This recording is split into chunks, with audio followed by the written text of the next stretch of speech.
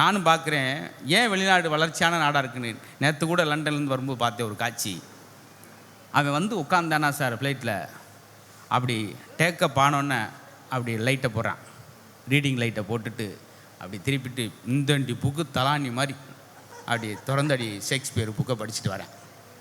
திரும்பி பார்த்தேன், நம்மளால் உட்காந்துருக்க இடத்த அந்த ஏரியாவே குப்பை மாதிரி டேக்கப் பண்ண டர்ன்னு பிரிக்கிறான். சிப்ஸ் பாக்கிட்ட சர்ன்னு பிரிக்கிறான், நொறுக்குன்னு திங்கிறான், தண்ணியை ஊற்றுறான், குழப்புறான். இடத்தவே கொஞ்சம் நேரத்தில் ஆக்கி கொஞ்சம் தள்ளி உட்காருங்க சார்ட்டு 7 நிமிஷம் ஆகலை அவன் வாசிக்கிறான். நம்மால் கொரட்டை ஓட்டு பிளேட்டு ஓட்டு இன்ஜினியர் திரும்பி பார்க்குறான், என்ன ஒரு வீல் மட்டும் பிடிங்கிருச்சு போல அப்படின்னு. இதான் சார், இதான் சார் பயணம். அதான் சார், அதான். அதனால் நம்ம வாழ்க்கை நிறையா மாற்றினா மகிழ்ச்சியாக இருக்கலாம்.